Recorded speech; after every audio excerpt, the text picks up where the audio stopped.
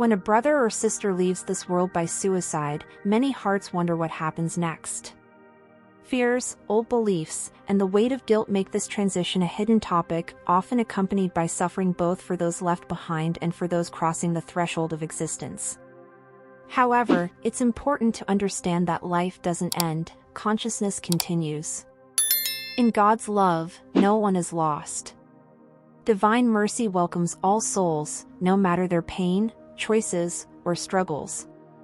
In the spiritual world, everyone is received according to their soul's condition.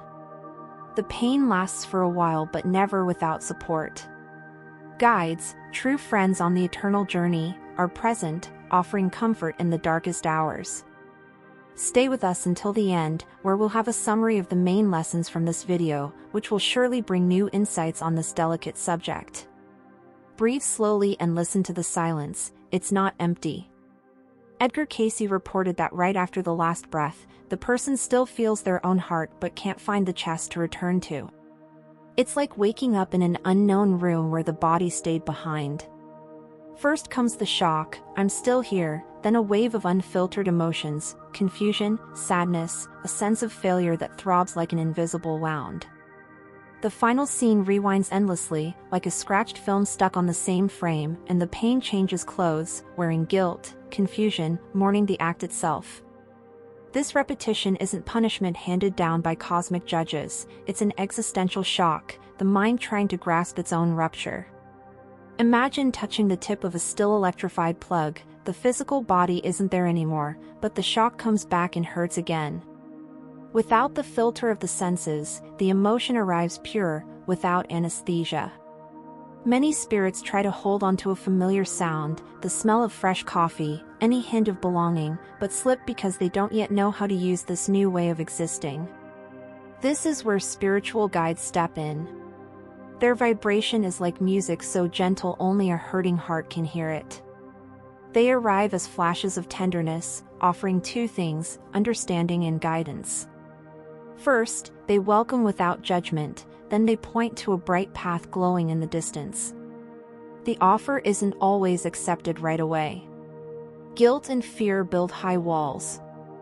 Still, these guides stay, patient like gardeners, pruning the excess sorrow, watering any spark of regret turned into a will to start anew.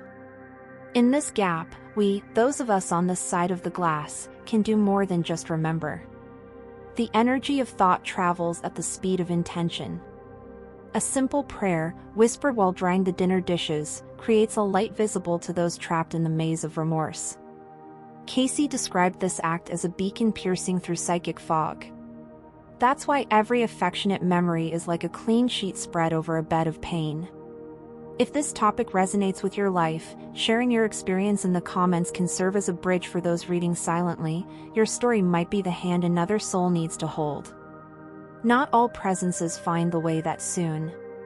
Some cling to the room where the extreme decision was made, spinning in an inner whirlwind. The room becomes an echo chamber, and there the consciousness replays every word that led them to the limit. Regret wears the mask of a harsh judge, pointing out details, the ignored message, the smile withheld from a stranger. Since time stops being a straight line, these flashes overlap like endless thunder. It's important to note this doesn't come from a divine decree. It's a natural process of understanding. Without a body to soften it, the emotion appears bare. Pain becomes a strict teacher, repeating the lesson until the student grasps the equation of their own responsibility. On our side, the best help is keeping the emotional space free from accusations. Judgment strengthens chains of guilt, compassion offers scissors to cut ties. Think about a time you made a big mistake and someone responded with a hug instead of criticism. That lightness opened space to learn, didn't it? Cayce pointed out another detail: the family's vibration influences the soul's pace of recovery. Homes where grief is nurtured like a thorn, repeated memories in a condemning tone, objects kept as relics of pain, act as anchors holding the spirit to the physical plane. In contrast, homes where love turns into celebration, even in absence, build pillars of light that raise the frequency of the environment. Here's the moment when everyday life becomes a healing tool. Maybe you recall an ordinary day, walking down the street, when suddenly an unexplained sadness landed on your shoulders. It might be a shift in your inner mood, but there's also a chance you picked up, for a moment, the emotional weight of someone still stuck between worlds.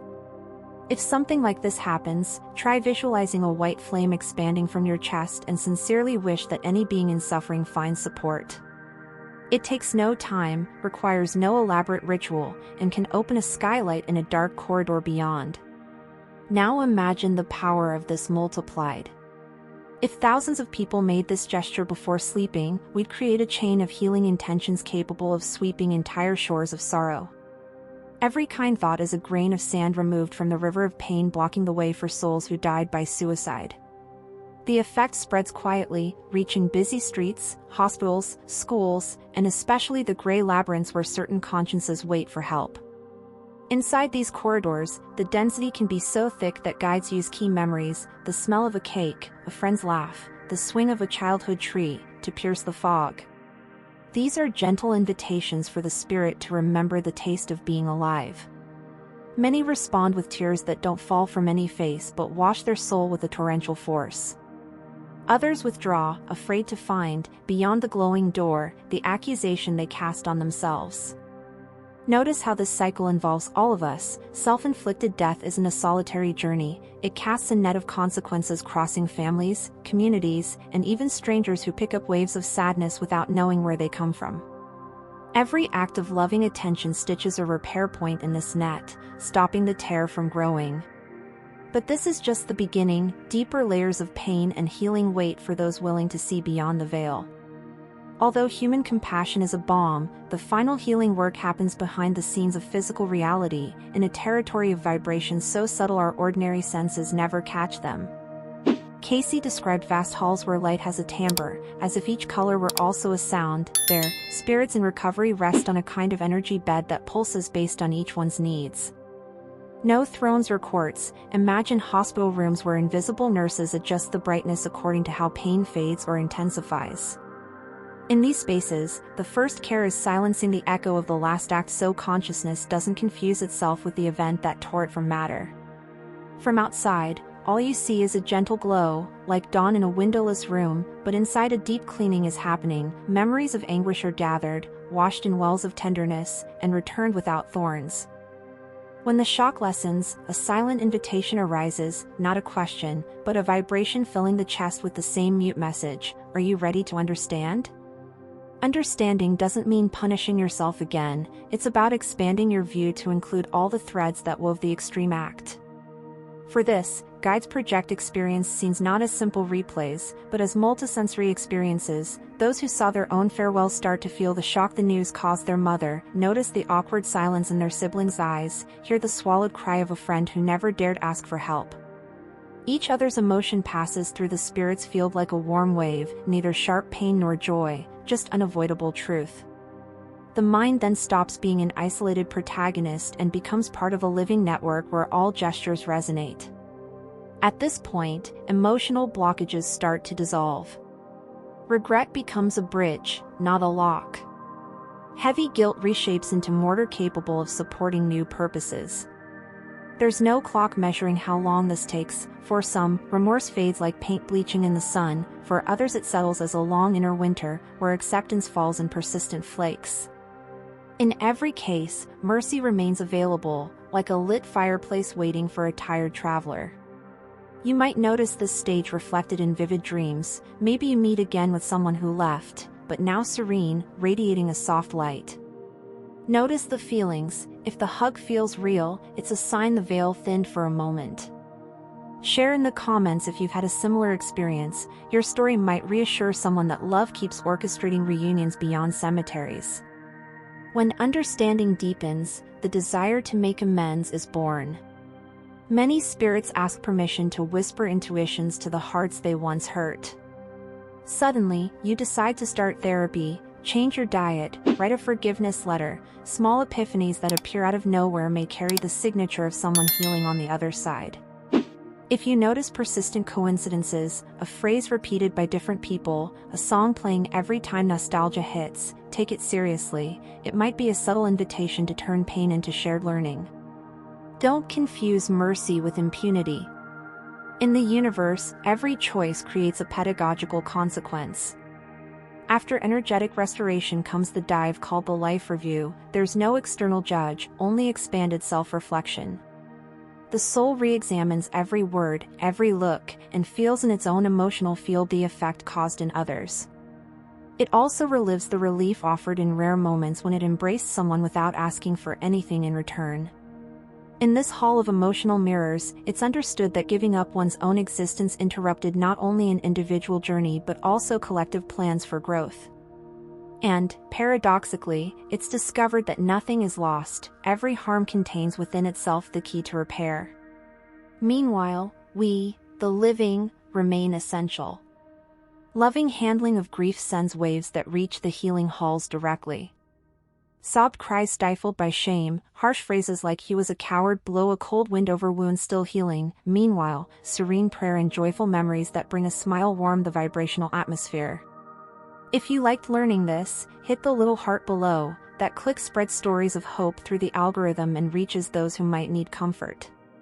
It's curious to notice that even in these ethereal halls, the journey is individual. Some move forward to new spiritual missions, others choose to return to the physical world to complete unfinished lessons. There are accounts of consciousnesses reincarnating in families prone to mental health topics, becoming adults able to listen without judging. That way, past mistakes turn into vaccines against indifference, a virtuous circle where failure becomes a tool for growth. Remember, no soul stays alone. When the pain feels final, help arrives in subtle ways: a book falling open to the right page, a stranger asking a question that can break the negative spiral. On the subtle side, those who have crossed the dark night watch, ready to blow courage into critical moments. Many suicides are prevented by silent intuitions that no one can later explain. If you feel a similar weight, consider this text a message: seek help now. Sometimes the very decision to ask for help comes from mentors working behind the scenes. And if you know someone in this state, remember that listening with respect is a real-time rescue.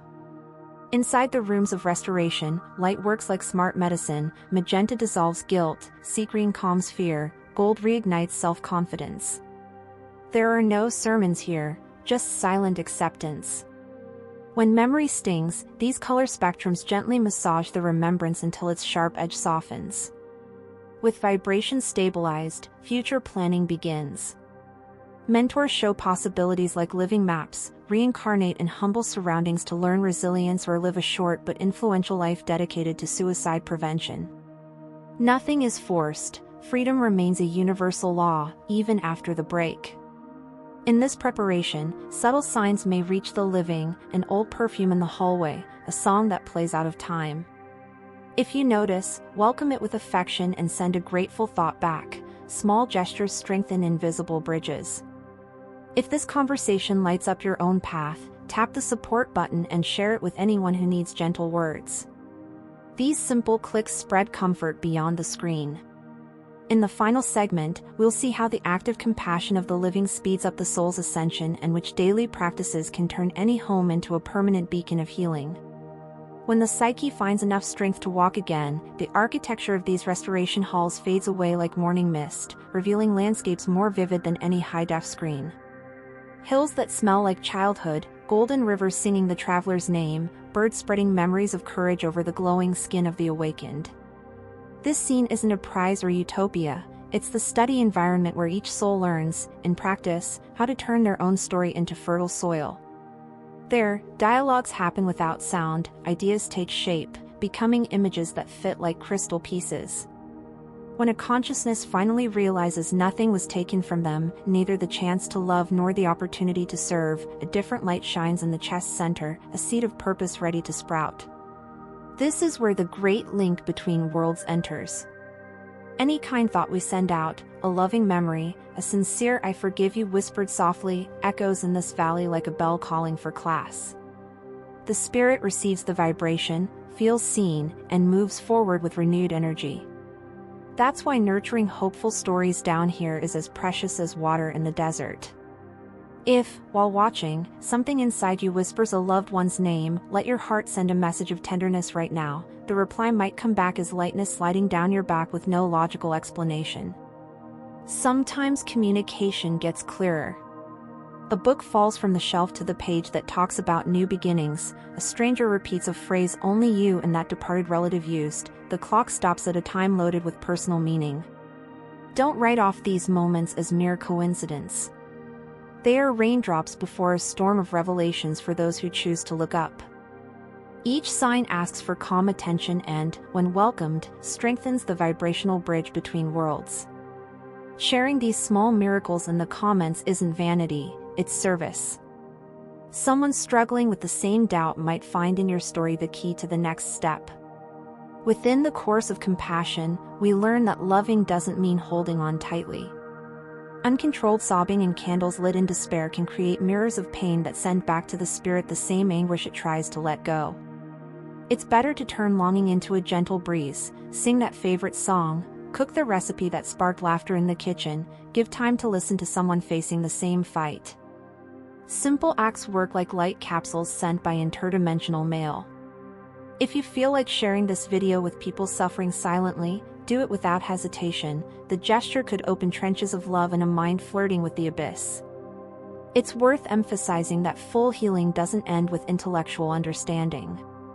After reviewing the just left incarnation, the soul dives into educational experiences addressing their own gaps. Those who blamed themselves for impatience visit schools of serenity where they learn to play with time. Those carrying shattered pride join groups reflecting quiet greatness. And all this happens while we keep counting minutes on Earth. If one day you wake up with a vivid sense of having attended strange classes during sleep, consider the possibility you've been to these schools of wisdom. Write down what you remember, it can become a compass for future decisions. At a certain stage, mentors present options, keep helping behind the scenes, reincarnate in a reality matching the new level of understanding, or assist groups of incarnates working directly in suicide prevention. Choices honor pace and desire but carry a gentle reminder, individual and collective evolution are threads of the same fabric. When someone decides to return to the physical, the scenario is crafted with surgical care, family, culture, physical body, all designed to provide means to refine virtues left pending.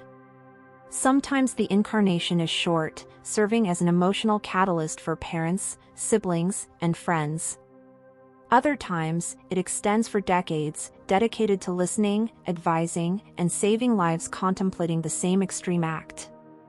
Nothing repeats without reason, each script follows a love engineering more precise than an atomic clock. On our side, the most valuable lesson is realizing that compassion has no expiration date. You never know if that friend insisting on playing tough hides pain similar to those that pushed someone else to the edge. So, offer patient listening presence, the famous I'm here that doesn't demand a miracle comfort performance. If the talk gets hard, suggesting professional help is maturity, not weakness. Many spiritual guides inspire psychologists, doctors, and volunteers. Every session can be a stage for synchronicity where human techniques meet beyond intuition. Maybe someone wonders how to deal when traumatic memories keep coming back. Imagine them like burnt pages from an old book. Instead of flipping through again, blow the ashes to the wind and write a new chapter on the blank space. Conscious breathing techniques, simple meditation, or silent dawn walks work like erasers for dense thoughts. And if during these exercises you feel an unexpected shiver or a flash of childhood scent, smile, it might be that soul brother saying he's following your progress. All this chain of help, however, depends on a fundamental valve, gratitude. Without it, healing intentions lose power. Be thankful for your life, modest victories, even for the stumbles that led to growth. The word thank you carries cosmic technology capable of cleaning dense astral atmospheres. Saying it aloud before sleep is like lighting a lantern in the dark room of someone still fumbling with regret. If you like, try creating a personal ritual, hand on chest, 3 deep breaths, mental list of reasons to celebrate. Repeat until it becomes second nature. The universe loves consistency. Then comes the moment when the spirit, renewed, faces what once seemed impossible, forgiving itself. This forgiveness isn't forgetting but integration. The extreme act stops being a throbbing scar and becomes a path showing where not to step again. At that exact second, the light in the chest finds a frequency compatible with higher vibration layers, and portals open to territories of loving service. Many reach the state of apprentice guides, accompanying newcomers through the initial shock hallway. In this work, they remind themselves that every pain understood turns into expansive compassion. And thus, we keep learning that no prayer is too small. That God bless whispered while folding clothes can raise life-saving buoys in a sea of lost voices. The universe records shades of intention invisible to the physical eye. So, if today the video touched your heart, show some love by clicking subscribe. This simple act tells the algorithm, and maybe the spiritual world, that more people want to discuss mercy over fear. And, of course, share in the comments the kindest sign you received from someone who left. Your story might light invisible candles on the path of those still walking among shadows. Finally, let this idea live in your thoughts before turning off the light. Life is a golden thread with no loose ends. Even if it seems broken at some point, just a touch of love can mend the weave, reconnecting hearts separated by the shock of goodbye. If tomorrow the silence weighs too much, remember to take a deep breath, close your eyes, and send a beam of gratitude to those fighting far from sight. The energy will find its way, and, when least expected, return as a gentle peace resting on your shoulders, silent proof that no true gesture gets lost in the universe.